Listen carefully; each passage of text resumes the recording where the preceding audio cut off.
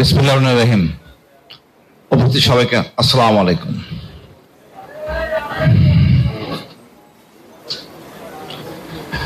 আমি এই যে অপ্রীতিকর একটা ঘটনা, দুঃখজনক ঘটনা, এই জন্য এককভাবে ভারতকে দায়ী করি, আর তার সহযোগী সংগঠন হলো আমাদের আওয়ামী লীগ তথা শেখ হাসিনা, তাকে দায়ী করি।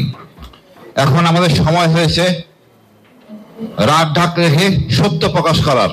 আমরা সেই চেষ্টায় নিবেদিত। আবু সাইদের জন্য আজকে আমরা কথা বলতে পারতেছি, এটা আমাদের সৌভাগ্য। আমি তার কাছে শ্রদ্ধা, মহান আল্লাহর কাছে শুকরিয়া। আমাদের দেশটা স্বাধীন হয় ৭১-এর ১৬ ডিসেম্বর। তার আগে আমাদের ৭টা চুক্তি করতে হয় ভারতের সাথে, অর্থাৎ স্বাধীন হওয়ার আগে আমরা পরাধীন হয়ে গিয়েছিলাম, কিন্তু আমরা বুঝতে পারি নাই আমাদের শাসকদের জন্য। তারপর দেশ ক্ষমতা বা স্বাধীনতা শুরু হলে পার্বত্য চট্টগ্রামকে উত্তপ্ত করে রাখে ভারত। অত্যাবধি পর্যন্ত আমরা জানি ৩০,০০০ অধিক সেনা, বিডিআর, বাঙালি প্রচুর সদস্য আমাদেরকে জীবন দিতে হয়েছে। ভারত যদি আমাদের বন্ধুই হবে তাহলে পার্বত্য চট্টগ্রাম নিয়ে সে ছিনিমিনি খেলতো না। সে তাদেরকে প্রশিক্ষণ দিয়েছে, অস্ত্র দিয়েছে, গোলা বারুদ দিয়েছে, প্রয়োজনীয় দিক নির্দেশনা দিয়েছে। আর আমাদের ২জন জেনারেল, আরো ২জন অফিসার সহ 10টা মামলায় মৃত্যুদণ্ড আসামি ছিলেন। সব ভারতের চাল, তার আচরণের জন্য হয়েছে। আমাদের আসলে সত্যিকারী শাসক ছিল না, ছিল ভারতের সেবাদাসী। মিডিয়ার ঘটনা খুবই দুঃখজনক, অপ্রীতিকর ঘটনা।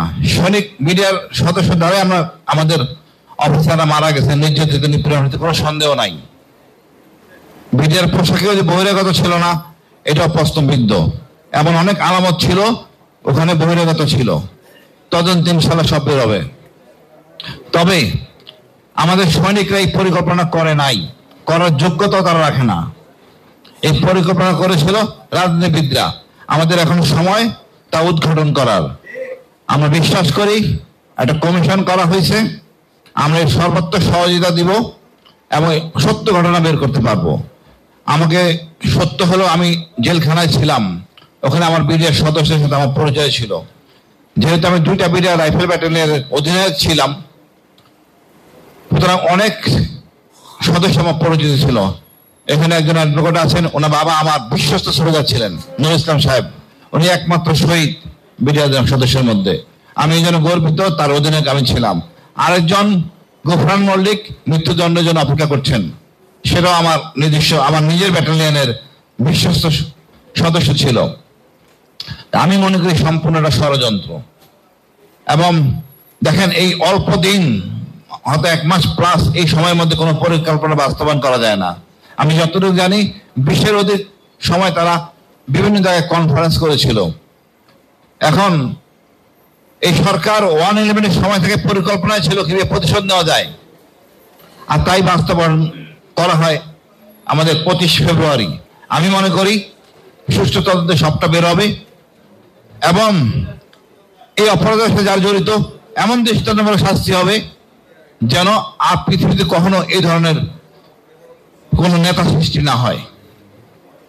আপনারা শুনে অবাক হবেন, শুধু 57 জন অফিসার হারাই নাই, এর বহুগুণ অফিসার আমরা ক্ষতিগ্রস্ত হয়েছি এই আওয়ামী সরকারের দ্বারা। বিডিআর আমাদের প্রাণের সেনাবাহিনীর মতো প্রাণের সদস্য। আমি ওদের সাথে নিয়ে নাইকিং ছেড়ে অসংখ্য যুদ্ধ করেছি, কোনো কমতি ছিল না। আমাদের বিডিআর সেনাবাহিনী কর্তৃক পরিচালিত, সেনাবাহিনী কর্তৃক নিয়ন্ত্রিত। এই বিডিআর সমতুল্যে ভারতের বিএসএফ কিছুই না, জাস্ট আমাদের আনসারের চেয়েও নিচে। কেন নিচে বললাম? আনসাররা আমাদের সাথে পার্বত্য চট্টগ্রামে যুদ্ধ করে, আমাদের থেকে অনেক শিখে, কিন্তু বিএসএফ মানে এটা আমাদের ছাত্রদের চেয়েও খারাপ যোগ্যতার মান। তো এই বিএসএফ আমাদের বিডিআর সামনে কিছুই না। আমি বলবো আমরা ঐক্যবদ্ধ থাকবো, কিন্তু ভয় পাবো না। ভারতের এমন কিছু করার নাই, ভারত আমাদের কিছু করতে পারে। আমাদের বুদ্ধিজীবীদের এটা একটা সমস্যা, বেশি বুঝে। কেউ তো বুঝতে পারছিল আমাদের ছাত্ররা স্বাধীন করে দেবে, আমাদের বুঝে নাই বুদ্ধিজীবীরা।